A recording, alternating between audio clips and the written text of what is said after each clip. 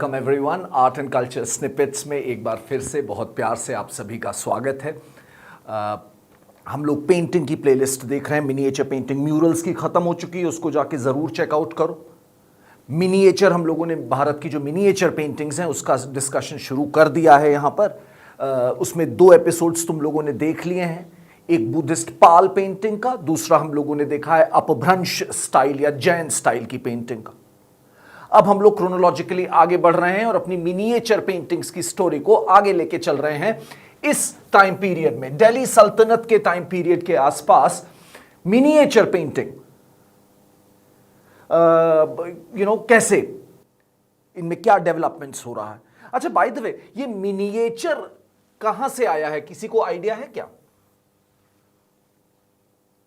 सोचना इस विषय पर, अगर तुमको कुछ इंटरेस्टिंग लगे तो मुझे जरूर बताना। इंटरेस्टिंग आंसर है सोचना कि भाई ये इसे मिनिएचर क्यों कह रहे हैं। Right, if you find anything please do let me know in the comment box. Okay, अच्छा, एनीवे, तो हम दिल्ली सल्तनत की पेंटिंग्स को देखने जा रहे हैं। कुछ इस तरह की पेंटिंग्स जो बनेंगी, इनको हम लोग समझेंगे, इनका एक बेसिक एनालिसिस करेंगे हम। ठीक है, जो इस सेशन का लर्निंग ऑब्जेक्टिव है, इस सेशन को देखने के बाद तुम क्या सीखोगे, तुम ये चीजें करना सीख जाओगे कि भाई दिल्ली सल्तनत के समय जो पेंटिंग्स थी उनमें क्या बड़े बड़े इन्फ्लुएंस थे, उनके कौन सी थीम्स थी, कौन से इंपॉर्टेंट वर्क्स हैं जो हमें मालूम होने चाहिए, इसकी क्या लेगेसी है, इसका क्या रोल है ओवरऑल एवोल्यूशन ऑफ पेंटिंग में इंडिया की। ये सारी चीजें हम इसको जानेंगे आज के इस छोटे से सेशन में। Let's begin. सबसे पहले तो ये देखो कि इस टाइमलाइन को समझ लेना। यही है दिल्ली सल्तनत की टाइमलाइन। 1206 से कहीं ना कहीं इसको ऑफिशियली माना जाता है कि ये स्टार्ट हुई, और दिल्ली के थ्रोन पर ये 5 डायनेस्टीज काबिज होंगी। स्लेव डायनेस्टी, या जिसे ममलूक कहते हैं या इल्बारी भी कहते हैं। फिर उसके बाद खिलजीज, तुगलक्स, सैयद्स एंड लोदीज आएंगे। ये टाइमलाइन हम कहीं ना कहीं देख रहे हैं। केवल ये टाइमलाइन नहीं, थोड़ा ये मैप भी देखो। ऐसा नहीं है कि इनका सबका जो किंगडम था वो एक ही साइज का था, ये भी दिमाग में थोड़ा सा क्लियर करो। ममलूक डायनेस्टी जो है, इसके सबसे बड़े रूलर हैं बलबन, और करीब करीब इस शेप का इनका एम्पायर था। फिर इसके बाद जो खिलजीज आए, खिलजीज के सबसे बड़े रूलर कौन है भाई? Alauddin Khilji, of course. उनका कहीं ना कहीं इतना बड़ा सा एक एम्पायर बना। इन्होंने साउथ में भी काफी इंकर्जन्स मार के लोगों को हरा हरा करके अपना वसाल बनाया। फिर आए तुगलक्स, और तुगलक्स ने सबको डायरेक्टली रूल करना चाहा। मोहम्मद बिन तुगलक ने अपनी कैपिटल दिल्ली से दौलताबाद शिफ्ट करी ताकि वो नॉर्थ और साउथ इंडिया दोनों पर अथॉरिटी अपनी जमा सके। तो ये भाई तुगलक के समय कुछ ऐसा मैप हुआ, लेकिन फिर बहुत ही जल्दी ये बिखर गए कई वजहों से। और हम देखते हैं सैयद तो बहुत ही जरा सा उनका रूल था, और लोदी करीब करीब इतने एरिया तक में सिमट कर रह गए। तो पूरा 1206 से लेके 1526 तक एक डायनामिक एम्पायर इनके पास था, जिसकी बाउंड्रीज लगातार बदल रही थी। कभी वो बढ़ रहा था, कभी वो छोटा हो रहा था। इस दौरान जब इनका डिक्लाइन हुआ, करीब समझ लो 1400 के आसपास, दिल्ली सल्तनत यहां से इस रूल से बिखर करके ऐसे एरिया में आने लग गई। तो उस समय इंडिया में कई रीजनल सल्तनत्स भी बन के आई, रीजनल किंगडम्स भी बन के आए। उनको भी हमें देखना पड़ेगा, जैसे गुजरात, मालवा, बंगाल। यहां पर ही जौनपुर करके एक शहर हुआ, जौनपुर।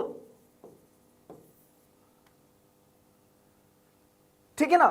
तो कहीं ना कहीं हमको बेटा आज की क्लास में इस टाइमलाइन में ये जो दिल्ली सल्तनत की डायनेस्टीज थी उस समय, और जब ये अलग अलग और रीजनल किंगडम्स जैसे कश्मीर, गुजरात बनने लग गए, मालवा, बंगाल, जैसा मैंने तुम्हें दिखाया अभी, तो इस दौरान इस टाइम पीरियड पर किस किस्म की मिनिएचर पेंटिंग्स बन रही थी, ये हम लोग यहां पर जानने की कोशिश कर रहे हैं। ठीक है, अच्छा ये ध्यान रखो, paintings were mostly made as illustrations in manuscripts. पहले भी तो इलस्ट्रेशंस ही के तौर पे बन रही थी ना, तो अभी भी इलस्ट्रेशंस, सेपरेट पेंटिंग्स नहीं बन रही हैं। किताबों की मैन्युस्क्रिप्ट्स में इलस्ट्रेशंस ऐड किए जा रहे हैं, जैसे कि कुरान, जैसे कि शाहनामा। इन किताबों के इलस्ट्रेशंस, इलस्ट्रेटेड एडिशंस बनाए जा रहे हैं, ऐसा हम समझ सकते हैं। पेपर को इंट्रोड्यूस कर दिया गया तो पेपर का काफी काम होने लग गया। सीरिया और पर्शिया की तरफ से पेपर आया और धीरे धीरे भारत में भी फैला। और इस दौरान हम देख रहे हैं कि दिल्ली सल्तनत के आसपास पहले तो पाम लीव्स पे हो रहा था ना, अब धीरे धीरे पेपर पॉपुलर होने लगेगा। अच्छा, क्या इन्फ्लुएंसेस, ये जो हम दिल्ली सल्तनत की मिनिएचर पेंटिंग कह रहे हैं, या इन जो रीजनल सल्तनत्स हैं, इनकी जो मिनिएचर पेंटिंग्स हैं, उनमें तुम्हें क्या क्या इन्फ्लुएंस देखने को मिल रहे हैं? तो तुम्हें 3 इन्फ्लुएंस देखने को मिलेंगे। पर्शियन इन्फ्लुएंस, सेंट्रल एशियन, क्योंकि भाई ये सब लोग सेंट्रल एशिया से ही तो आ रहे थे, टर्क्स थे ना, तो सेंट्रल एशियन इन्फ्लुएंस तुम्हें देखने को मिलेगा दिल्ली सल्तनत की पेंटिंग में। और इस्लामिक इन्फ्लुएंस देखने को मिलेगा। और इन सब में इंडियन इन्फ्लुएंस तो आएगा ही आएगा भाई, लैंडस्केप का, कॉस्ट्यूम्स का, फ्लोरा फौना का, थीम का। ठीक है, तो इंडियन इन्फ्लुएंस जरूर रहेगा, लेकिन ये इन्फ्लुएंस भी तुम्हें देखने को मिलेंगे, पर्शिया के, सेंट्रल एशिया के, और इस्लामिक इन्फ्लुएंस भी देखने को मिलेगा। ठीक है, इस्लाम में फिगर बनाना अलाउड नहीं होता है, खासतौर पे स्कल्पचर बनाना नहीं अलाउड होता है। But still a lot of Delhi सल्तनत रूलर्स दे प्रमोटेड पेंटिंग। स्कल्पचर को तो नहीं प्रमोट किया, बट पेंटिंग को जरूर प्रमोट किया गया। ठीक है, आइए, ये एक तरह का पीरियड ऑफ ट्रांजिशन होगा। इसमें पर्सो इस्लामिक यानी पर्शियन और इस्लामिक इंफ्लुएंस का फ्यूजन हो रहा है भारतीय एलिमेंट्स के साथ। ये इस फ्यूजन की शुरुआत है। This trend will mature in the Mughal era. ये इसकी लेगेसी हो गई कि यहां से जो चेंजेस शुरू हुए, fusion of Indian and Perso Islamic influence, ये शुरू हुआ यहां से और ये मैच्योर होगा, पूरी तरह फ्लावर करेगा मुगल टाइम्स में। अच्छा, इसके कुछ फीचर्स भी जानो जरा सा। हिंदू थीम्स वर लार्जली एब्सेंट। हिंदू थीम्स इन्होंने नहीं बनाई बहुत ज्यादा, लेकिन इंडियन मोटिव्स और लैंडस्केप जरूर बनाए। थीम्स तो इनकी कुरान और शाहनामा थी ना, लेकिन जो motifs, designs, landscape, flora fauna, वो तुम्हें इंडियन देखने को मिलेगा। थीम कहां, क्योंकि अभी शायद पहले मैंने बोल दिया था कि थीम भी इंडियन है, गलती से निकल गया था। थीम इंडियन नहीं है, ठीक है। जो उसके डिजाइनिंग है, लैंडस्केप जैसी जमीन दिखाई जा रही है, वहां पर कहीं ना कहीं तुम्हें भारतीय इंफ्लुएंस देखने को मिलेगा। पर्शियन इंफ्लुएंस क्या है? Stylised figures. एक पर्टिकुलर स्टाइल है इंसान को बनाने की, फॉर्मूला है, उसी तरह से बनाया जा रहा है लोगों को। जियोमेट्रिक कॉम्पोजिशन, सिमेट्री और ज्योमेट्री का खास ध्यान रखा जाएगा। And use of flat and bright colours, no shading. एक दो एग्जाम्पल देखोगे तो क्लियर हो जाएगा। ब्राइट कलर लेकिन फ्लैट है, सिंगल टोन, उनमें शेडिंग नहीं है। जैसे देखो ये ब्राइट कलर हैं, चमकदार कलर हैं, लेकिन फ्लैट हैं। Profile faces with almond shaped eyes and pointed nose. Two dimensional representation with no attempt at perspective. Perspective का ध्यान नहीं रखा गया है। देखो ना कैसे इनको बैठे हुए बनाया गया, इनका सिंहासन कैसे बनाया गया है। तो पर्सपेक्टिव का बहुत ज्यादा ध्यान नहीं रखा गया है। 2 डायमेंशनल चीजें बनाने की कोशिश है और प्रोफाइल में फेस दिखाया जा रहा है। ठीक है, कुछ एग्जाम्पल देखते हैं, कुछ एग्जाम्पल देखते हैं, फिर ये बात पे और थोड़ा सा क्लैरिटी आएगी तुम्हें। ये देखो, जैसे कि एक ये बड़ा एग्जाम्पल है, याद रखना प्रीलिम्स के लिए, नीमतनामा। ये भारत की एक कुकरी बुक है, इसमें बहुत तमाम रेसिपीज तुम्हें मिलेंगी। मालवा सल्तनत में घियात शाह और उनके बेटे नसीर शाह ने अराउंड 1500 सीई ये किताब लिखवाई है। शुरुआत करी पापा घियात शाह ने और खत्म करी उनके बेटे नसीर शाह ने। देखो, इसमें सुल्तान को दिखाया गया है और वो अपने सेवकों गुलामों के साथ मिलके तमाम तरह की रेसिपीज से खाना बना रहा है। कभी मछली बना रहे हैं, कभी कोई और डेलिकेसी बना रहे हैं, और वो पूरी रेसिपी लिखी हुई है। सॉरी, मेरे मुंह में पानी आने लगा, देखो बताओ। ठीक है, तो मालवा सल्तनत से निकली हुई नीमतनामा, तो इसका इलस्ट्रेटेड वर्जन बना है, समझे? रेसिपी तो है ही है और उसके बगल में पेंटिंग्स बनाई गई हैं जिनको कहते हैं मालवा स्टाइल ऑफ पेंटिंग। उदाहरण हो जाएगा नीमतनामा, करीब 1500 सीई के आसपास ये बनी है। ये बड़ा नाम बताया जा रहा है। कलर देख रहे हो कैसे, नोटिस करना, नोटिस करते चलो तो अभी आगे एक दो बातें और समझ में आएंगी इस विषय पर। यह भी एक फेमस वर्क है, यह भी बहुत सारी, मतलब दिल्ली सल्तनत ने और रीजनल सल्तनत ने यह भी किताब बनवाई। इस किताब के इलस्ट्रेटेड एडिशन, ये बेसिकली पंचतंत्र का अरेबिक वर्जन। पंचतंत्र एक किताब है जो डॉक्टर कह रहा हूं, सॉरी, पंडित विष्णु शर्मा ने लिखी है। ठीक है, तो उसी को फारसी में, पर्शियन में अनुवाद किया गया, उसका नाम रखा गया कलील व दिमना। क्योंकि पंचतंत्र की जो पहली कॉर्पस ऑफ कहानियां हैं, सेट ऑफ स्टोरीज हैं, उसमें दो लोमड़ियां दिखाई गई हैं, जैकॉल, जिनका नाम है करटक और दमनक। तो उसी को फारसी में ऐसा बोल रहे हैं, कलील व दिमना। ये दो फॉक्स हैं, वो कैसे राजा और बैल में आग लगवाते हैं, इस पर ये कहानियां हैं, बहुत मजेदार हैं, फैसिनेटिंग। आई एम श्योर तुम में से कई लोगों ने सुन भी रखी होंगी। तो ये कलीला व दिमना, ये पंचतंत्र के इलस्ट्रेटेड एडिशन है जो कई कोर्ट्स में बने, इनके कई वर्जन्स हैं। देख रहे हो कैसा रंग है, बैकग्राउंड देखो कैसा दिया गया है, और उस पर ये पर्शियन में लिखा गया है। कैलीग्राफर्स होते थे जो लिखते थे, ये कैलीग्राफर पेंटर पर्शिया से आ करके सेटल होते थे। ठीक है, करटक और दमनक, कलील व दिमना। 16th सेंचुरी में, यानी कि अर्ली 1500, 1505, 1510 के आसपास वेस्टर्न इंडिया में एक स्टाइल ऑफ पेंटिंग और आ रही है, मतलब अपने टाइम पीरियड में ही आ रही है।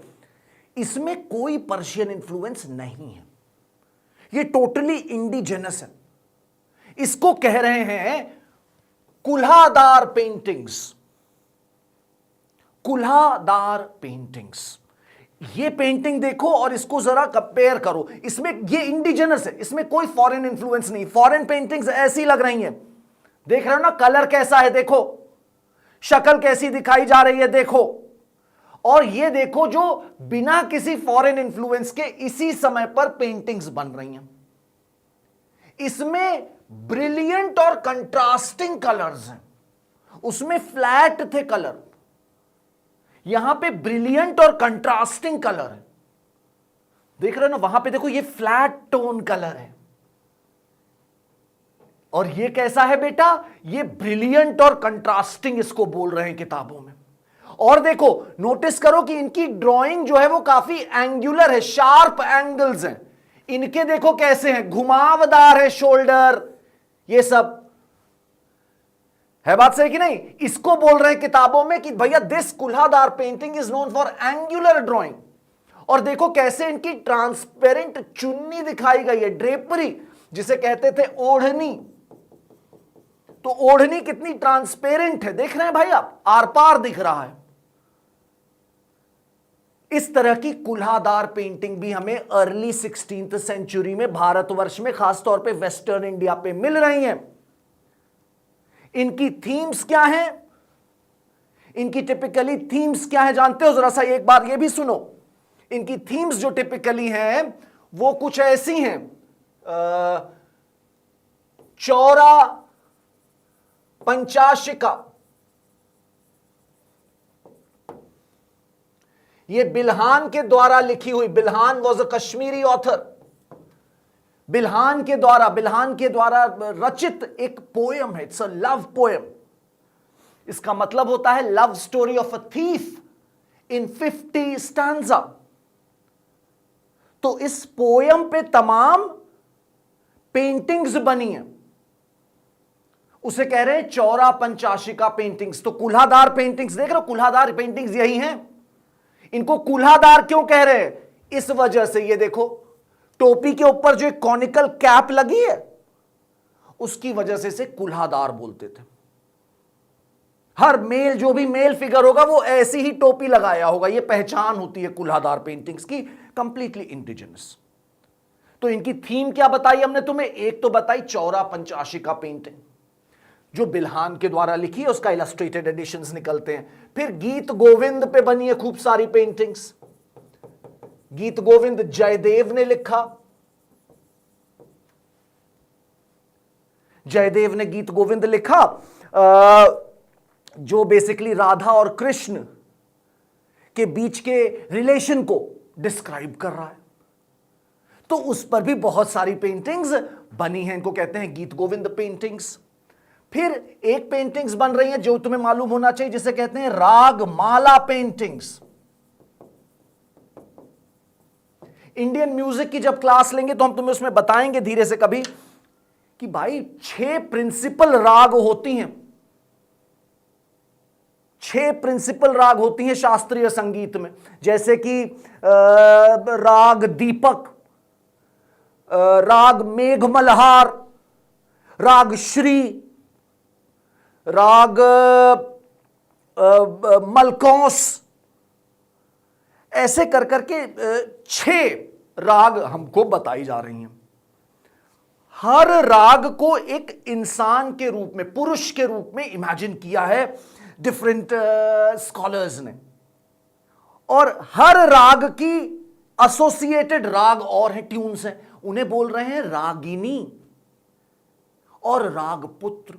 तो एक प्रिंसिपल राग की 5 या 6 रागिनी होंगी और 8 या 9 रागपुत्र होंगे, तो पूरी राग फैमिली होगी। और ये raga, I am sure some of you know this, कि हिंदुस्तानी म्यूजिक में राग को गाने का एक टिपिकल सीजन, समय, तरीका होता है। तो उसको समझ गए ना, पेंटिंग्स बनेंगी रागमाला पेंटिंग्स, कि अगर आप दीपक राग की ये रागिनी या रागपुत्र गा रहे हैं तो आसपास कैसा समा होगा। That is known as the Ragamala paintings. तो ये टिपिकली तुम्हारी थीम्स हैं जो बनी किस स्टाइल में? इस स्टाइल में, कुल्हादार पेंटिंग्स में, वेस्टर्न इंडिया की। और ये आगे जाकर के इन्फ्लुएंस करेंगी तुम्हारे मुगल थीम्स को भी, राजपूत थीम्स को भी, पहाड़ी थीम्स को भी। मुझे लगा कि मैं इनका यहां पे ही तुम्हें एक हल्का सा इंट्रोडक्शन दे देता हूं। So this is how miniature painting was looking during the time of Delhi Sultanate. See you in the next lecture. Have fun.